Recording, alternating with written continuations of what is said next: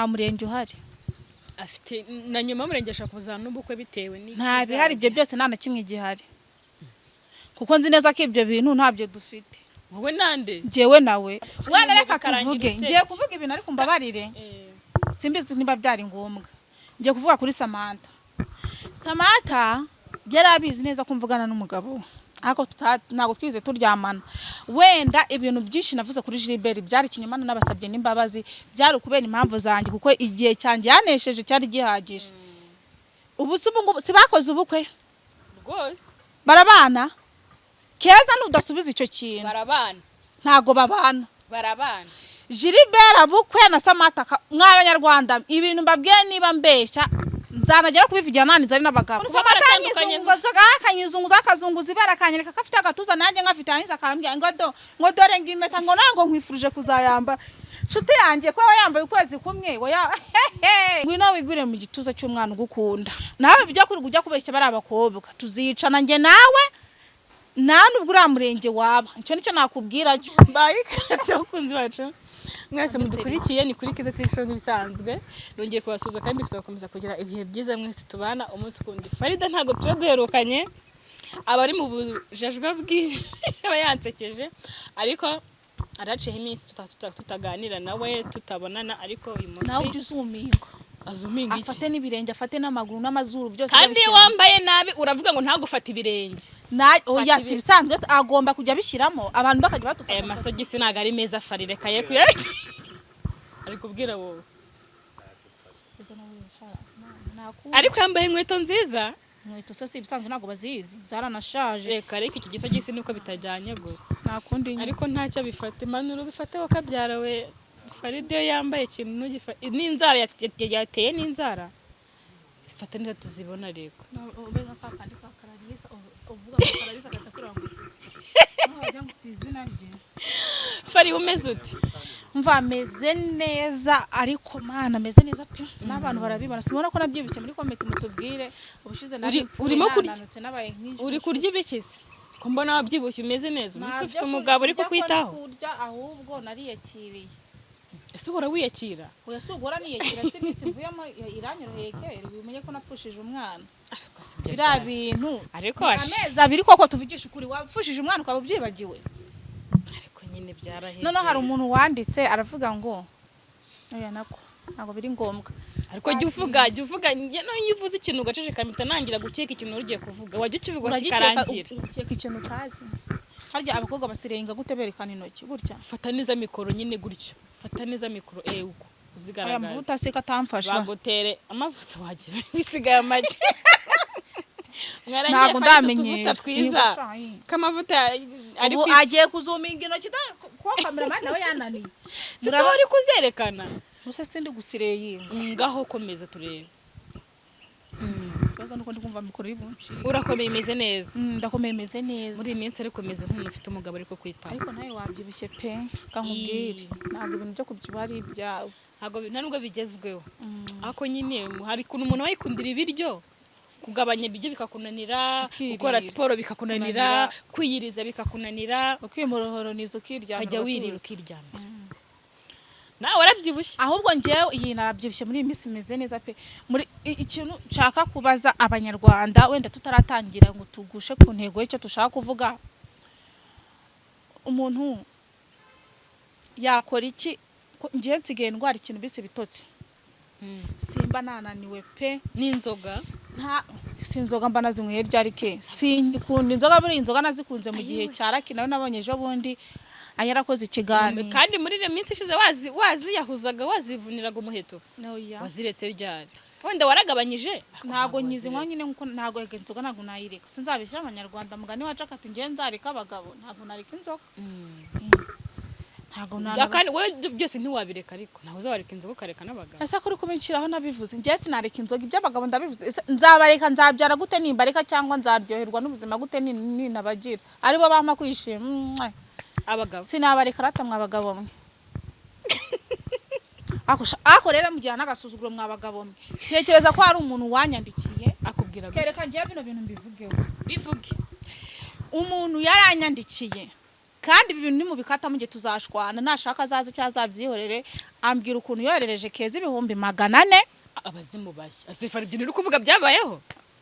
njye nako nagwamagaye nkakubaza ati umuntu wa bambwiye 50 n'ibihumbi 400 sheri warambwiye ngo wareze senkana mwumva ko ibintu banamamagara najya ahantu mu kazi ndi nakumwe na Kayusi n'undi muntu sinari screenshot y'uwo mugabo nkamukwereka yarambwiye ngo naza mu Rwanda ngazanye 400 ngo 400 we ariko ye wa mugabo we rero niba koko ibintu wambwiye ari ukuri warahaye Keza amafaranga wowe uzaze tumutamazi ariko niba usiko nayo wamuhaye nawe uzicare wigaye ndabeshye reka nkubwire akantu koroshye tunavugaho byinshi niba yaraguhaye niba yarampaye 400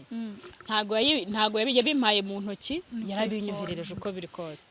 njye narakubwiye mubwire aguhe screenshot y'amafaranga yagiye narabimubwira byanga yabyangiye iki ko yarambwiye ngo azaza ngo abyizanire ngazane ngo na voice note y'ibintu mwagiye muvuganaho ukubera yuko hari ibintu byinshi mwabanje kuganira kuri njye abo n'abagabo hari abagabo bimbwa bashaka gutereta aho kugira ngo aterete neza avuga ati ndashaka gutereta nzakumara iki cyandi imbwa nta kintu mfite agahitamo kuvuga ngo amaye amafaranga iyo umuntu amaye amafaranga werekana ikimenyetso wanamunyitse nsanga simuzi isura yari kuvuga ati dore amafaranga ngaya namuhaye amazina ni Sandrine amazina nayo asigaye anyandikira sina namusubiza rekana ni hari abantu batereta rero hari abagabo mutazi gutereta muteretesha amagambo zagira umuntu usanga afike ngo ngiye ngo narabyibushye ngo kubera ngo stress ngo ndabyibuha ngo niwe wanyitaye je niyitaho ndakora nta bagabo bakwitaho se hari rw'abagabo bakwitaho abagabo tuziranye nyine biri aho ngaho ko ntago aribo banyitaho nuse kuba tuziranye akaba yamibumba 10 ngese nabimuha akaba yamasenkana ngese nazimuhanze ifite we waho umuntu senkana umuciki ajureka kubeshya waho umuntu 10 basangure fanta y'igihumbi ngewe ako ka energy kari kamenetse ubwo wangure fanta y'igihumbi fari nongeye kubasuhuza abafana bacu nukuvuga ngo nari ntangiye kuvugishwa ndi kubona hari ikintu kigatuma numacatse kunywa cy'igifanta giteretse ahantu ubwo nakanuka kugeza ngiye kuvuga by'ukuntu kari kamenetse mu kanya Farida rero impamvu musi turi kuganira nari ejo bundi naganiriye na Lucky ex wawe Sheri wanje kucyumwita ngo ni egise wanje ntago ari shecha reka sheri wanje tujye akareka nje kukubeshya urambeshya se ubuguzi ni sheri wawe ni sheri wanje yigeze kuba sheri wawe ubu ngubu ni fiancé afite fiancé umunsi wamaze kubibona byakunze ikenshi wemezwa no kubona umunsi wabonye uzambira ati bijyana ntago nari mbizi yarambwiye ngo utumira afite umurenge muri uko kwezi kwa gatandatu twaraganiriye aje kudutumira gutumira abantu badukurikiye arambwira ati ariko na Farida ndamutumiye nimubona uzamumbwirire ko mutumiye akasamanta oya ntago Samantha ibyo ntawe bihuriye ewe rero Lucky afite umurenge nta murenge uhari afite na nyuma y'umurenge ashaka kuzana n'ubukwe bitewe ni nta bihari ibyo byose nta na kimwe gihari kuko nzi neza ko ibyo bintu ntabyo dufite wowe nande jewe nawe ntago ari wowe wese niwe mufitanye umurenge abufitanye niba ari nyine nge nawe nzi ko ntawe dufitanye kandi dukundana ntago nibuka izina ry'ura mukobwa ariko ntago rafitanye umurenge nawe ukundana nande narake numukobwa se nakubwiye ukuntu yamamaga akashitinga nanjye nkamushitinya ngatesa ahubwo wowe bite byawe usigaye unywa Primus yawahinduye icyo kusanga ari dondo ubwonko ahubwo wowe sigaye mbona wajya nywa dondo ubwonko none se ngenda kugira ibintu byanyabyo nzi njyewe umugabo nuwanjye ahubwo wayi no tugute umugabo se Lucky ni umugabo wawe nabonye ahantu yavuze ngo niba ngo ndi ngo expired none ubaye umugore we mute ko narabaye expired mwe abanyarwanda ibintu birakomeje kugorana ariko icyo nzi cyo umuntu nagushoza y'intambara akagusurira uzamye gufite ikibuno Lucky rero reka nkubwire nunareba n'iki kiganiro uzabe witeguye neza ko niteguye guhangana niba ibintu wavuze wari uriseriye n'iri joro twari turi kumwe tumeze neza turi gupfa ibintu na Lucky ariko rwose turi gupfa ibintu ndawese Lucky nyine ngiye no kuvuga ikiganiro kibonye ninjoro farimbabarira pe none ugiye kumbera nka kubwa Samantha oya ntago ari kubwa Samantha birabye byari bikabije none se Lucky we aratubwira ati ngiye mfite umurenge no wa mukobwa n'umukobwa na sheri akenshi tubabwira ukuri cyangwa bimwe turanababeshya kugira ngo ubuzima bukomeze ntago nyine ntago Lucky ntago ashobora kutubeshya mu bantu bashobora kumbwira ikintu ambeshya umwizera ijana kuri kangahe rakavugisha nyine kankubaze ndakubajije nta kibazo umwizera ijana kuri kangahe ntago ntago navuga ngo ijana nk'icyizere wowe umuha ariko gereranya nk'icyizere namumenye nta kintu cy'ikinyoma aratubwira ngo dusange ari ikinyoma, ahubwo akenshi usanga wenda bituruka ku zindi mpamvu, ariko ngaho reka twe kuburana tubwire ukuntu urakimukundana tubyumve nabyo, kuko iyo nkuru yo ntago tuyizi. Nuvuga ngo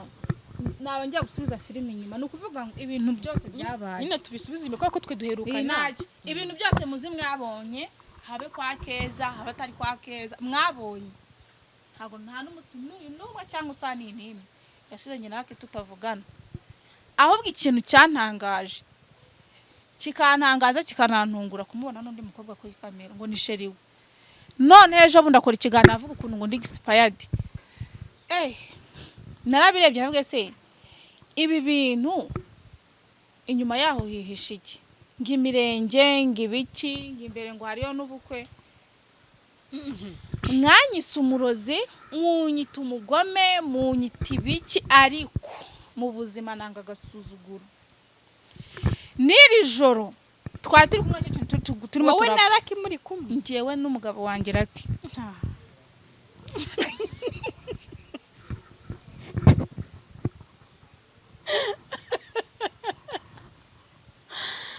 Mwihangane impamvu dusetse umuntu aciye ari gutukana na mugenzi we. Oya njyewe ikintu nshaka kumva, urumva ibyo tubwira ntago ngenda nshaka wowe na Lucky mwasubiranye ryari, mwongeye gukundana mute, kuko twebwe tubiheruka byararangiye kera, urabizi ko ari byo tubiheruka byararangiye. Raka twereka umusheri we atubwira ko afite gahunda, ejo bundi aza kudutumira ko afite umurenge. None uri kuvuga ko ari wowe sheri we gute, mwiyunze ryari, mubonana gute? None Lucky yaba tubeshya kuri mukobwa atari we niwe mugiye gukora umurenge se? Tubwire abagabo bimbwa harimo na Lucky muragwiriye kandi murakabije ibintu by'ububobo n'ubugegera n'ubuyuku. Uzi impamvu mumututse se? Wenda ashobora kuba nyine kuko nawe mu bintu dupfa kenshi dupfamo na Kayusi, no mu bintu dupfa. Ese wowe kiwirukanka nyuma ya Kayusi mada? Erega iyo umuntu ari kwiruka ku muntu nta ntuza nta mukwaha nta shimye ko ntabwo nta mukwaha nta muntu. Urimo uraseka Lucky ngo nimbwa wawe kuri kunyuma ya Kayusi, wowe haryo ubwo wowe bimeze gute? Njye no kuvuga ngo biriya bibora mwabonye twakinnye na Kayusi agiye kuvuga ngo ntago ari prank, ubwo nabizi nibyo ugiye kuvuga. Okay komeza. Ntago byari prank, ni ukuvuga ngo Kayusi ari ahantu yaragiye kubona amafaranga, njye mbipanga n'umunyamakuru urumva, kandi koko byaranampiriye amafaranga nanayariyeho. Vayo twese kora ku Kayusi ureko warya ku biceri byiwe, ndagenda urumva Kayusi ndemera ngoboka amavi nerera ivisi, ubwo nje ndi muntu ki wo guterera Kayusi. Hari umusore mwiza nka Lucky twaribonye tutatubona romantique kuri umusore ego nazanyirwa ni kwa nyuma Kayusi. Nje narakubonye upfukamye ndavuga nishaka ndageze kure ndiruka aragayitse pe, uko kwiruka gupfukamira Kayusi kwe na amafaranga sheri warayabonye? Ariko narayabonye, hino shakaga narayabonye kandi bari bampaye amakuru, bari babizi neza birangira n'ubundi amafaranga. Ngenda shaka kumenya we na Lucky mwiyunze ryari, wabaye umugore we? Ntari genge na Lucky rega twize dushwana kuba bitaraje imbere ya kamera, suko tutavuganaga sembeshya abanyarwanda. Kandi urashaka kongera kumwicira nusari gahunda nigize mwicira abantu mudukuri man. Hari abantu bajyambwira ati ariko Farida nta kibazo ajyagira bitewe n'iki. Ahantu hose hari ibyishimo, ahantu hose hari abantu bameze neza, birangira Farida ubigarutse bangahe ko ibintu byabaye kuri Samata bikaba bigiye no kuba kuri Lucky. None azaza si babiri se babiri, no kuvuga ngo njyewe iyo umuntu anyeretse iyo umuntu anyeretse ko ashoboye guhangana, none ngiye mwirika ko mbizi kurusha muri guhangana. Kuko yatubwiye yaratubwiye ati ndanamutumiye Farida sha ngiye kugutuka ariko kamwihorera naba nkurenganyije naba nguhohoteye. Ariko Lucky rero Lucky ikintu nakubwira cyo sigaje kuzaza wenda nko kuri kamera tutari kumwe, ako tuzahura ndabizi, ndashaka ko tuzongera tugahura kuri no kamera. Yarambwiye ngo ashaka kuzongera kukubona wasinze, asangurira azabibona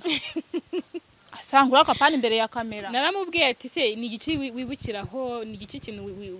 wibuka kuri Farida mu gihe mwamaze mukundana? Arambwiye ati nta kindi uretse kumubona yasinze nkajya kumucyura mu kabari. Nkumbiye kumubona yasinze yabutabusa yaturatuye kosha nari nsikajya kuko ati nkumbuye ko Farida hari ibiryo yantekeraga biryoshye ati nibikete kagasenge ntateka ati cyo kora nkumbuye kumubona yasinze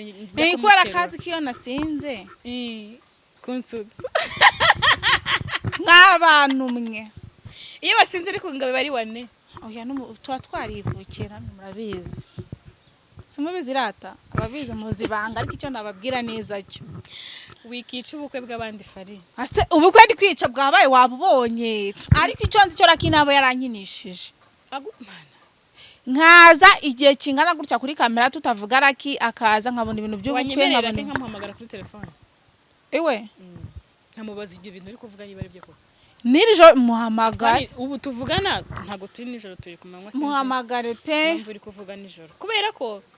mwabantu mwe ubundi niyo mpamvu akenshi iyo umuntu aganirije umuntu umwe hatarundi umuntu buri muntu avuga ibyo ashaka uri kuvuga ko ngo aseke urumva raki wowe wamuhamagara kuri telefone ngenda muhamagara mbwiye ni se gahunda ya none umva wowe yakubwira ikishira muri mu nyurabwenge arambeshye ngiye arantereta nta gutereta ariko umenye neza ko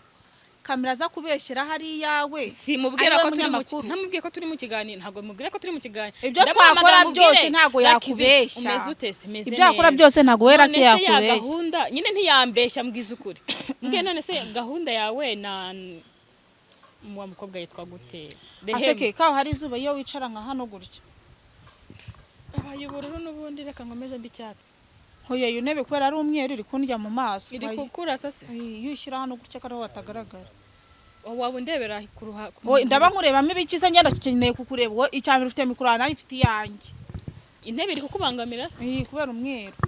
iri kujyamo imizo rinete se ziri gutuma bipfa hoya kandi nambaye rinete kubera izuba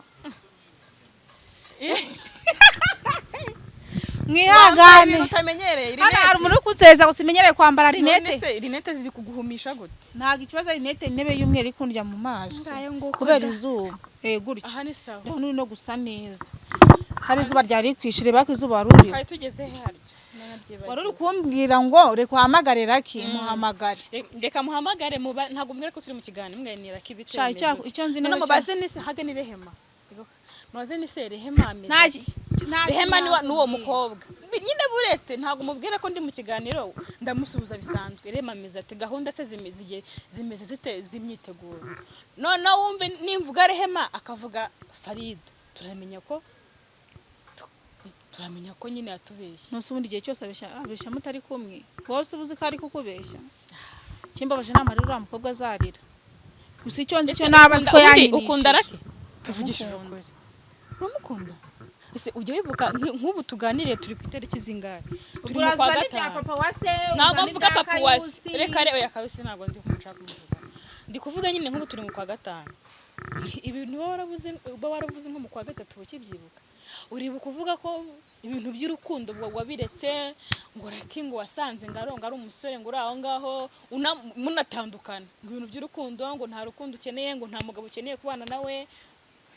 umukunze gute noneho nisuku kibumva ko ibintu byose bigomba kujya imbere akamera ntabwo nabivuga ndimo ndabeshya kubw'umutekano w'ubuzima ngomba gucamo ukeneye umutekano icyo gihe byari private ngomba kubereka ibitandukanye n'ibyo ngewe narinde gucamo icyo gihe ujye ugira ibanga ubundi hari ikintu wari bwambwira se ngo nyivuge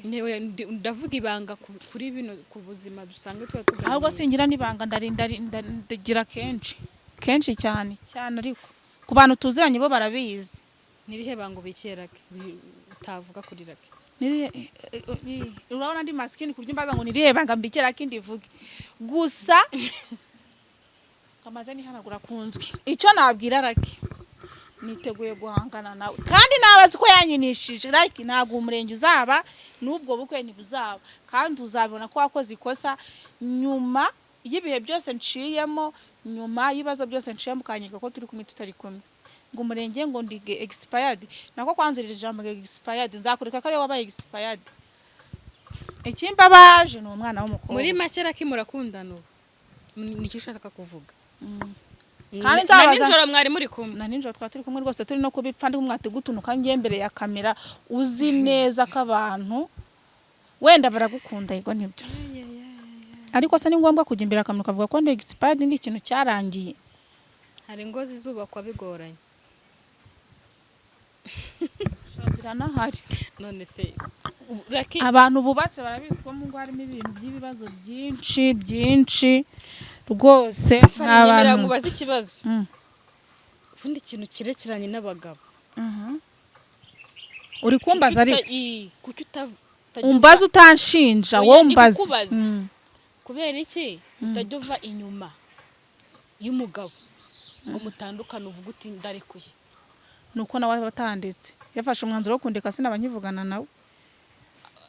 Okay, atakuretse nawe ntiwamureka? Sinamureka. Atakuretse wose ukamureka? Ntago byakunda. Ko byatuma nawe akureka? Namureka mbona ko ntacyo amariye muri ubwo buzima bwanjye nawe. Irakakumariye iki ubu?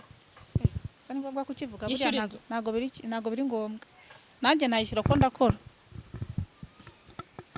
Kubera ko ndi kumwe nawe nkishima. Usanga abagabo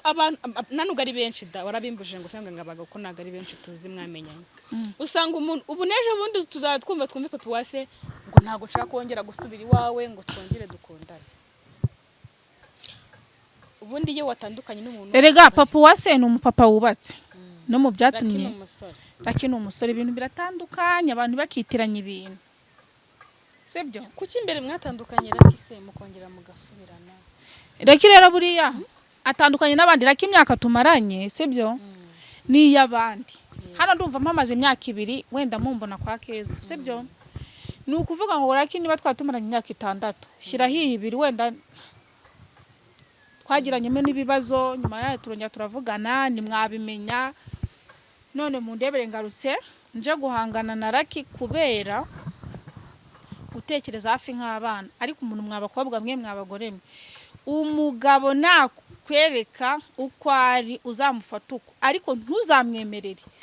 kukumenyera n'ikindi gihe. Iyo umuntu agusuzuguye we ntumusuzugura agira ngo ari we nta mu mutwe ugira. Bivuge neza. Iyo umuntu agusuriye ntumusure ajya nta kibuno gira. Kandi uragifite urakicariye. Yewana sha oya ni gatoya gateye nabi ariko karasura nako. Ushaka gusurira Raki?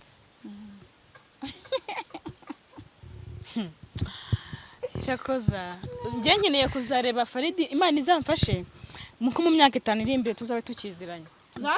Tukibasha kubonana nyine wenda umwatarimutse ngo ndajye kure yundi. Ndumushaka kuzakubona nka nyuma y'imyaka 5 ukuntu uzaba umeze. Niba uzaba uri Farida wundi, niba uzaba warahindutse, niba uzaba warabaye undi muntu kuko buri gihe nzaba ndi Farida w'umusitari. Ya buri gihe uhora umbera nyine buri gihe ugira utuntu. Umwana mwiza none se erega ke. Je nuko mvuga ukuri abantu bakantuka nguru umugome nguru umurozi muzashaka ikindi kintu umuntu kicyo cyo narakimenyene nagifashe nko kurya ubugari n'inyama.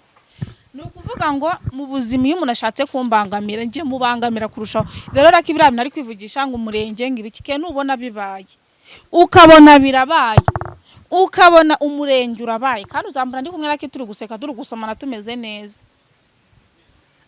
Kandi buri gihe nuko bivuga bikarangira bibaye ugaseba. Oya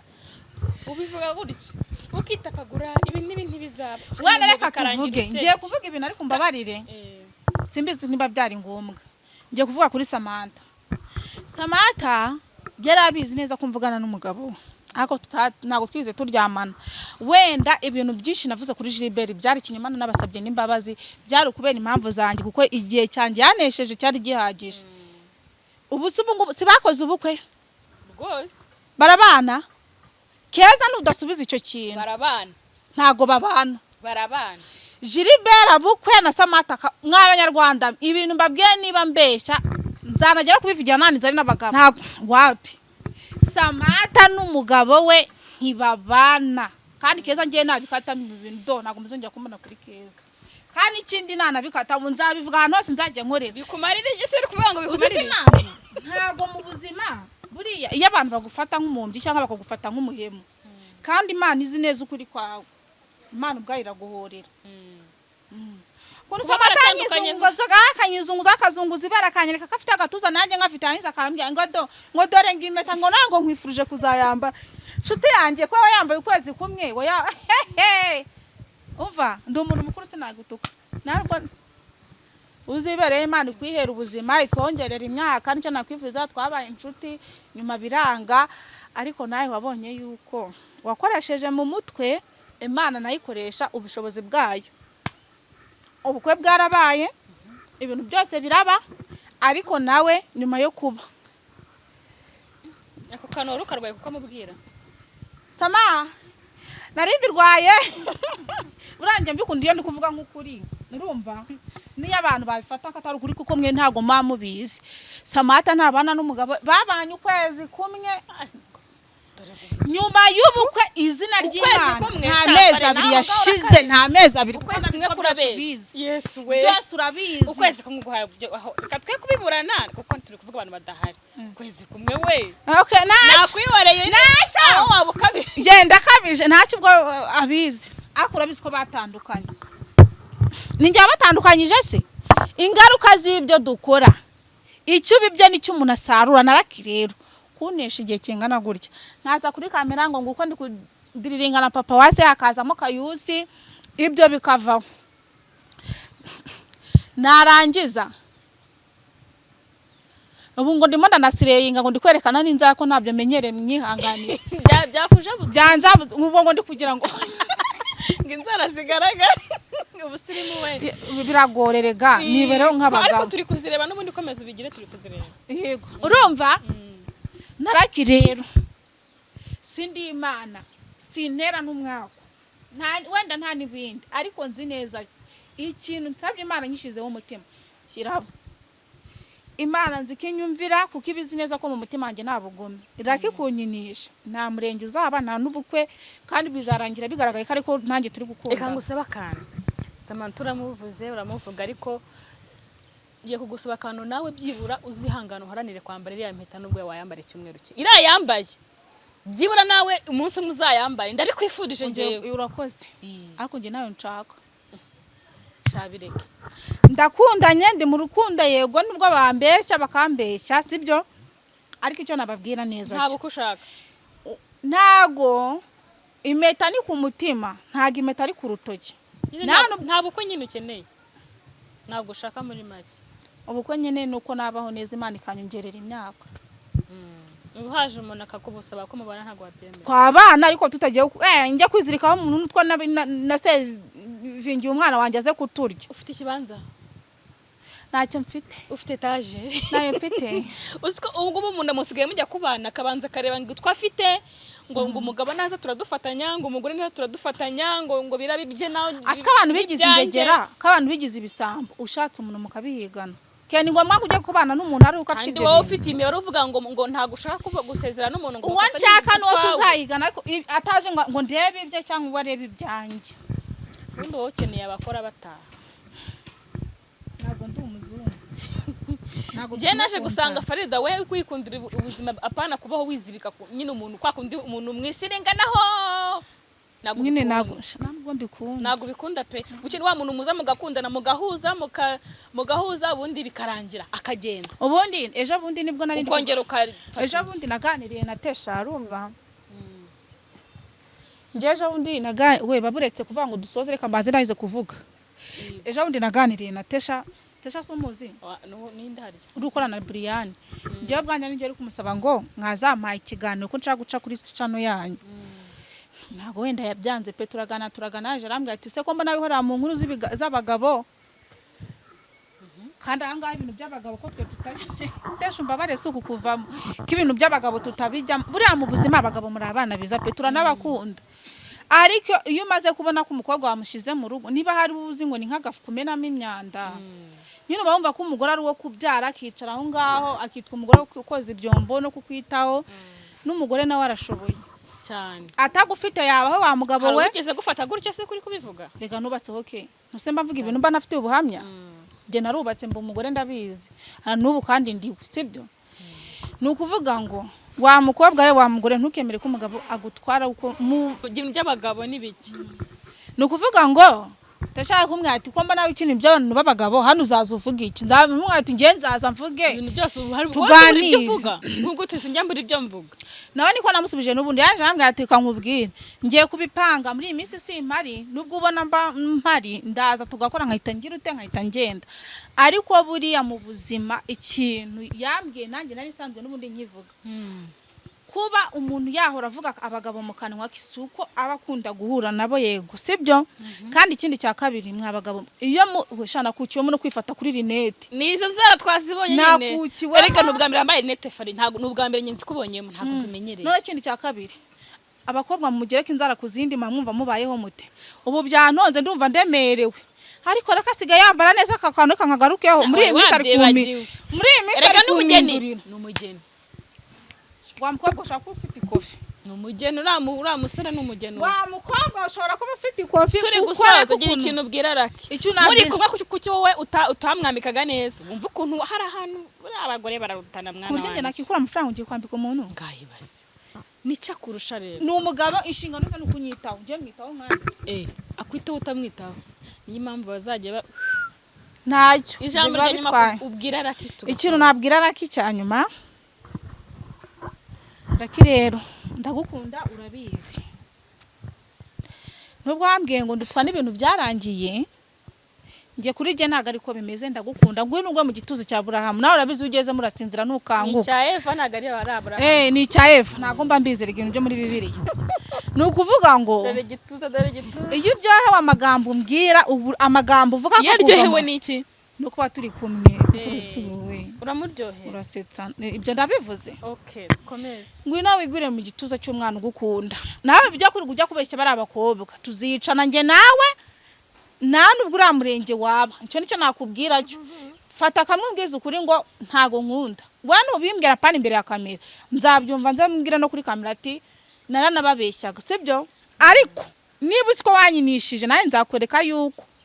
gusuzugura umuntu bibaho umunsi uzakubera mubu umunsi umwe amasaha 28 reka mbashimire cyane hano ntabwo biba byoroshye Farida aragira ati Raki turakundana n'umugabo wanjye kimwe muri ibyo harimo igihuha nyine akadusoreza no nzasura mu kigana cyo